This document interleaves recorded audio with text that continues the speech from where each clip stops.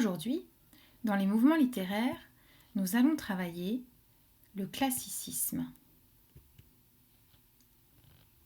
On utilise le mot de classicisme pour désigner l'idéal esthétique commun aux écrivains les plus inventifs des années 1660-1680. Si divers que soient Molière et Racine, La Fontaine et Bossuet, La Rochefoucauld et La Bruyère, ils partagent une même vision de l'homme et de l'art, artistes exigeants, inquiets, toujours inspirés. Ils ont créé en quelques années des œuvres qui se sont imposées rapidement comme exemplaires. Alors le classicisme, qu'est-ce que c'est ? Le mot classique vient de l'expression latine classici scriptores, qui peut se traduire par les écrivains de première classe.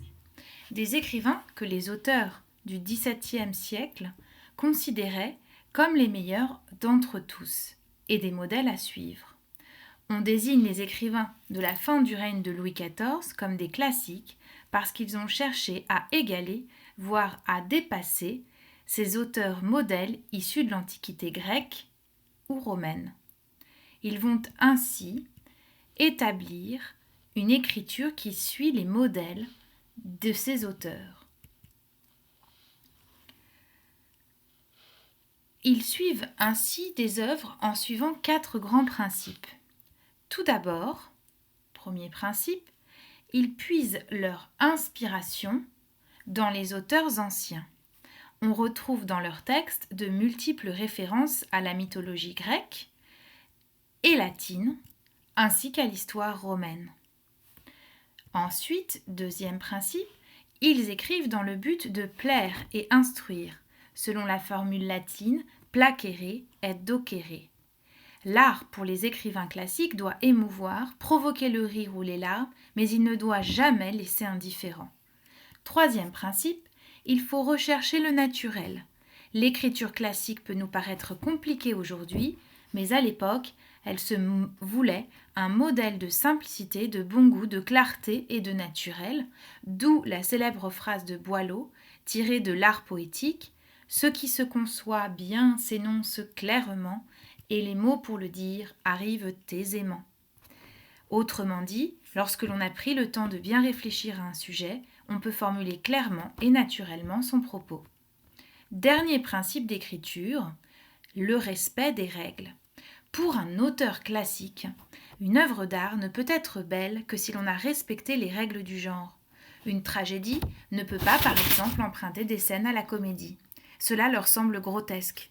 Vous verrez dans la suite de l'année que tous les auteurs qui suivirent les classiques ne furent pas d'accord avec cette façon de voir. C'est le cas de Victor Hugo, par exemple. Mais au XVIIe siècle, les œuvres sont parfaitement maîtrisées et suivent des règles précises à respecter. Ainsi, le château de Versailles, conçu par l'architecte Levau, se développe de façon symétrique autour d'un axe central. De même, les jardins, aménagés par le nôtre, sont conçus selon le même ordre géométrique qui semble se prolonger jusqu'à l'horizon.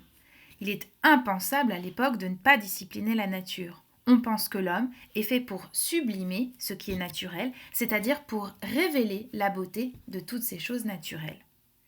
Tous les auteurs classiques partagent donc une même vision désenchantée de la nature humaine. Ils abordent ainsi les thèmes identiques. Tout d'abord, on voit apparaître le thème de la société étouffante. En effet, la monarchie de Louis XIV a transformé les chevaliers héroïques du Moyen-Âge en courtisans superficiels. La société de cour multiplie intrigues, jalousies, mensonges. On ne peut y vivre que masqué, à la merci d'ennemis sournois. C'est ce que dénoncent les auteurs classiques. Deuxième thème, celui de la faiblesse de l'être humain, qui se détourne souvent du vrai et du bien par égoïsme. Selon le mot de Molière, que vous connaissez bien maintenant, tous les écrivains dénoncent alors ce grand aveuglement où chacun est pour soi, c'est-à-dire l'égoïsme. Enfin, tous les écrivains forgent le portrait de l'honnête homme, l'idéal de l'homme, cultivé sans être pédant, élégant sans être précieux, sociable sans être soumis, toujours lucide et généreux, l'honnête homme invite à rester soi-même dans une société de plus en plus étouffante. Finissons sur le style adopté par ces écrivains. D'abord les genres qu'ils affectionnent. La comédie, la tragédie, les maximes, les fables, qui ont tous une visée didactique et amusent le lecteur. Ces textes sont argumentatifs et ils s'appuient sur les mêmes procédés. D'abord, ils usent de l'ironie et de la satire. Puis, ils produisent des éloges ou des blâmes selon la personne désignée. Enfin, ils emploient un lexique péjoratif ou mélioratif, le tout dans une langue noble, soutenue et élevée. Voilà, vous connaissez ce qu'est le classicisme.